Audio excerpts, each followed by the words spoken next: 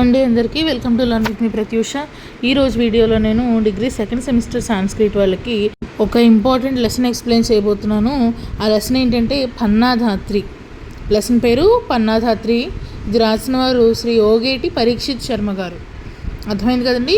ఓగేటి పరీక్షిత్ శర్మ గారు రచించిన పన్నాధాత్రి అనే ఒక సారాంశం లెసన్ ఎక్స్ప్లెయిన్ చేయబోతున్నాను.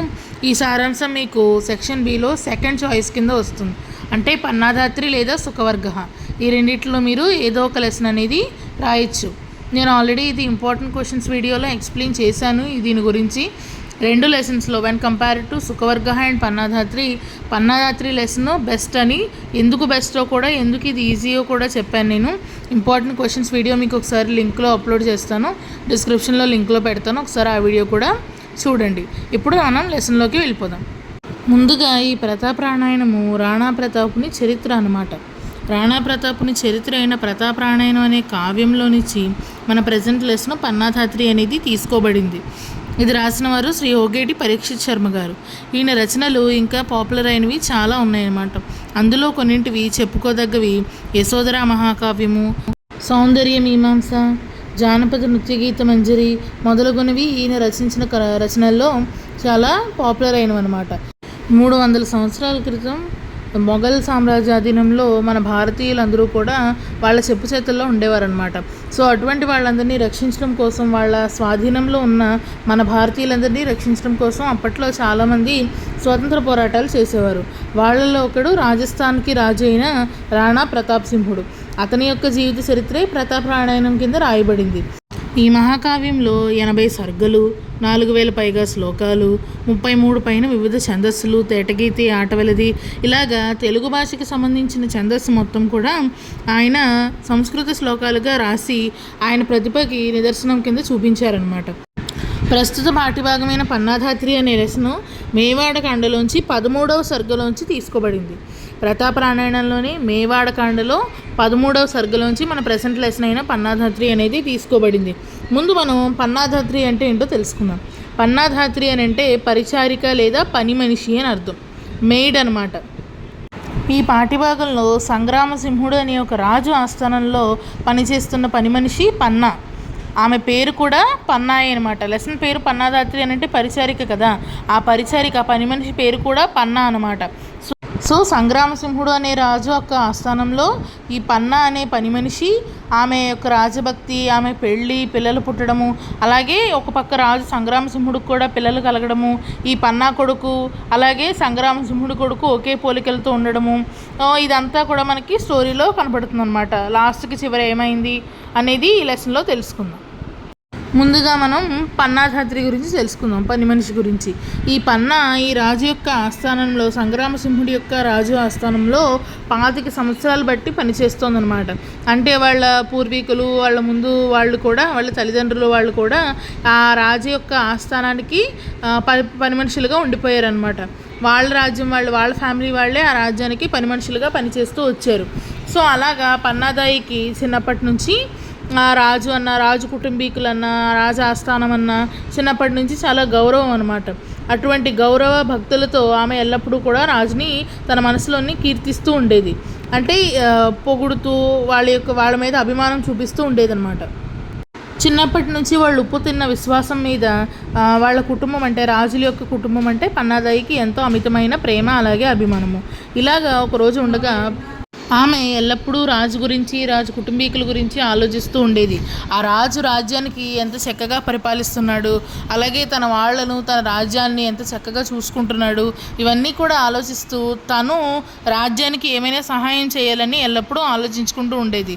కానీ అలా సహాయం చేయడానికి, శత్రువులతో యుద్ధం చేయడానికి తన ఆసక్తురాలని, ఆమె ఏ విధంగా రాజ్యానికి సహాయపడాలని ఎల్లప్పుడూ అనుకుంటూ ఉండేదన్నమాట. బుద్ధిమంతురాలైన ఆమె ఈ విధంగా ఆలోచిస్తూ రోజులను గడుపుతూ ఉన్నది. అలాంటి ఒక టైంలో పన్నాధాత్రికి వివాహం జరిగిందనమాట. అదే సమయంలో ఆ రాజ్యానికి రాజైన సంగ్రామసింహుడు అనే రాజుకు కూడా వేరే ఒక ఆమెతో వివాహం జరగడం జరిగింది. సో సంగ్రామసింహునికి ఒక పక్క పెళ్ళయింది, అలాగే మన పన్నాకు కూడా ఒక పక్క పెళ్ళయింది. వీళ్ళిద్దరికీ కాలక్రమంలో అంటే కొన్నాళ్ళకి పిల్లలు పుట్టడం జరిగింది. పన్నాధాత్రికి ఒక కుమారుడు, అలాగే సంగ్రామసింహుడికి కూడా ఒక కుమారుడు కలగడం జరిగిందనమాట. ఆ సంగ్రామసింహుడి యొక్క కొడుకు చాలా అందంగా ఎంతో సుందరంగా ఉండేవాడు. అలాగే పన్నాకి కూడా ఎంతో అందమైన కొడుకు జన్మించడం జరిగింది. కానీ వీళ్ళిద్దరూ చూడడానికి ఒకే రకంగా ఉండేవారంట. అంటే మనుషులు పోలే మనుషులు అని అంటారు కదా, ఆ విధంగా డోపల్ గ్యాంగర్స్ అని అంటాము. అదేవిధంగా ఈ సంగ్రామసింహుడు రాజు కొడుకు ఉదయనుడు, రాజు కొడుకు పేరు ఉదయనుడు అనమాట. సంగ్రామసింహుడు అనే రాజు కొడుకు పేరు ఉదయనుడు. అలాగే పన్నాధాత్రికి కూడా కొడుకు పుట్టడం జరిగింది. అతనికి పేరు ఇవ్వలేదు మీకు మెటీరియల్లో. సంగ్రామసింహునికి ఒక కొడుకు, అలాగే పన్నాధాత్రికి ఒక కొడుకు. వీళ్ళిద్దరికీ కూడా చూడడానికి ఒకే రకంగా ఉండేవారు అనమాట. వీళ్ళిద్దరూ చిన్నప్పటి నుంచి ఒకేలాగా సంతోషంగా పెరగడము, ఆనందంగా ఒకే కంచంలో తినడము, ఒకేలాగా జీవించడము, ఒకేలాగా ఆడుకోవడము, ఈ విధంగా చాలా సంతోషంగా కాలం గడిపేవారు. అలాగే పన్నా యొక్క గానంతో వాళ్ళిద్దరూ ఒకే ఉయ్యాలలో ఎంతో సంతోషంగా నిద్రించేవారు. చిన్నప్పటి నుంచి కూడా పన్నా తన కొడుకుని ఏ విధంగా ప్రేమగా పెంచిందో అదే రకంగా తన రాజు కొడుకైన, అంటే సంగ్రామసింహుని కొడుకైన ఉదయనుడిని కూడా సొంతంగా తన కొడుకులాగా భావించి అతన్ని కూడా ఎంతో ప్రేమగా పెంచడం జరిగింది. మిగతా రాజ్యాల నుంచి, పక్క రాజ్యాల నుంచి సంగ్రామసింహుని యొక్క కొడుకుని చూడడానికి చాలామంది రాజులు వచ్చేసి అనేక రకాలైన కానుకలు ఇచ్చి ఆ బాలుడిని ఆశీర్వదించేవారు అనమాట. అలాగే ఈ సంగ్రామసింహుని కొడుకుని చూసిన వాళ్ళందరూ కూడా పన్నా కొడుకును కూడా చూసి ఆశీర్వదించి సంతోషించి వెళ్ళేవారు. ఈ పన్నా కొడుకు అలాగే సంగ్రామసింహుని కొడుకు వాళ్ళ యొక్క వస్త్రధారణ ఒకే రకంగా ఉండేది. అంటే ఒకే రీతిలో వాళ్ళిద్దరూ బట్టలు వేసుకోవడం కానీ, వాళ్ళ శరీర సౌష్ఠవం కానీ, అంటే చూడడానికి వాళ్ళు ఒకేలాగా ఉండేవారు అనమాట. ఇది ఇలా ఉండగా వీరబలుడు అనే ఒక రాక్షసుడు ఈ సంగ్రామసింహుని యొక్క కొడుకైన ఉదయనుడిని చంపుదామని ప్రకటించాడనమాట. ఎందుకు అలా ప్రకటించాడనంటే ఆ రాజ్యము సంగ్రామసింహునితో ఆగిపోవాలని వీరబలుడి యొక్క ఆలోచన. సంగ్రామసింహుని తర్వాత ఆ రాజ్యాన్ని చూసుకోవడానికి వేరే ఎవరు ఉండకూడదు, ఇంకా వాళ్ళ తరం ఆ రాజ్యం ఆ వంశం సంగ్రామసింహునితో ఆగిపోవాలి, తన తర్వాత ఇంకెవరు ఉండకూడదని చెప్పేసి ఉదయనుడిని చంపుదామని చెప్పి అనుకున్నాడు. ఈ విషయము ఎలాగైతేనే పన్నా తెలుసుకుంటుంది. అంటే వీరబలుడు ఉదయనుడిని చంపుదాం అనుకున్న విషయము పన్నాకి తెలుస్తుందనమాట. అప్పుడు ఆమె ప్రాణాలు పోయినంత పని ఏంటంటే అంత టెన్షన్ పడి ఎలాగైనా సరే ఉదయనుడిని కాపాడాలని అనుకుంటుంది. తన బాగా ఆలోచించి అప్పుడు పన్నా తన కుమారుడికి ఉదయనుడి వేషం వేస్తుందనమాట. అంటే చూడ్డానికి మరి ఇద్దరు ఒకేలాగా ఉంటారు కదా. అప్పుడు ఏం చేస్తుందనంటే తన సొంత కొడుకుని పన్నా రాజు యొక్క కొడుకు కింద, అంటే రాజకుమారుడైన ఉదయనుడి కింద రెడీ చేస్తుంది. అలా తయారు చేసి రాజకుమారుడు ఏ విధమైన వస్త్రములు కట్టుకుంటాడో అలాగా తన పన్నా కొడుకు కూడా అదే రకమైన వస్త్రములు కట్టి రాజకుమారుడి ప్లేస్లో కూర్చోబెడుతుంది అనమాట.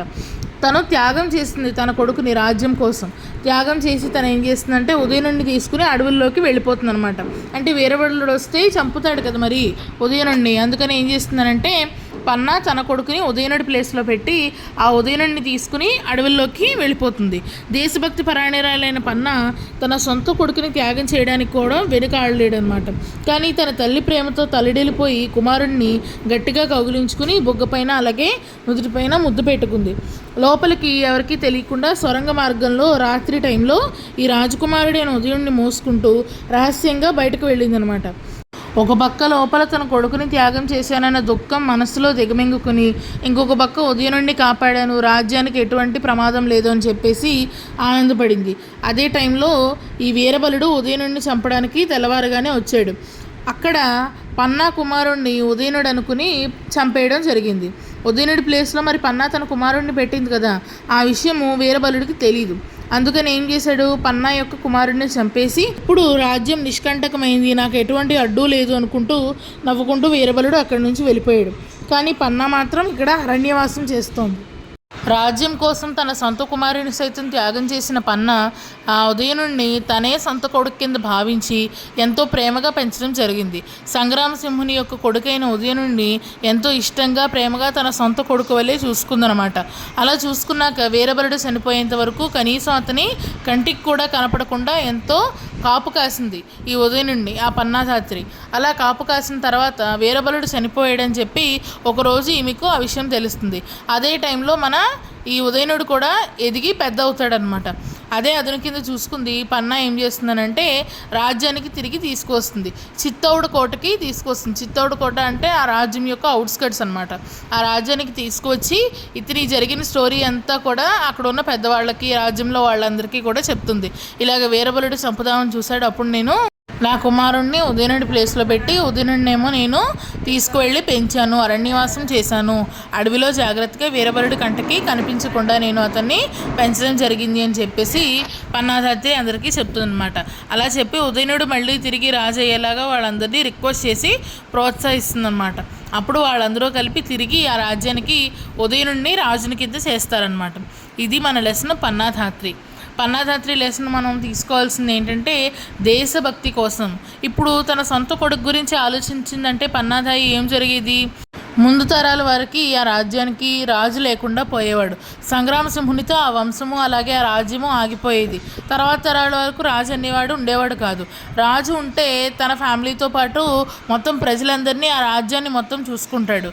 అందుకని పన్నాధాయి తన ఒక్కదాని కోసం ఆలోచించకుండా రాజ్యం కోసం ఆలోచించి తన సొంత కొడుకుని సైతం త్యాగం చేసి ఆ ప్లేస్లో రాజ్యాన్ని కాపాడిందనమాట. ఉదయుడిని కాపాడి తద్వారా ఆ రాజ్యాన్ని కూడా కాపాడడం జరిగింది. అందుకని మనం ఏం చెప్పుకోవాలంటే డాంబికమైన దేశభక్తుల కంటే పై మాటలు చెప్పేవాళ్ళకి దేశభక్తులకి ఈ పన్నాధాత్రి తెలియదు. నిజమైన దేశభక్తులకు మాత్రం పన్నాధాత్రి తప్పకుండా తెలుస్తుంది. ఆమె యొక్క త్యాగము చరిత్రలో అలాగా నిలిచిపోతుంది అని అర్థము. ఇది మీకు లెసన్ పన్నాధాత్రి. దీని యొక్క మెటీరియల్ కూడా మీకు అప్లోడ్ చేస్తాను ఇప్పుడు, అది కూడా చూడండి.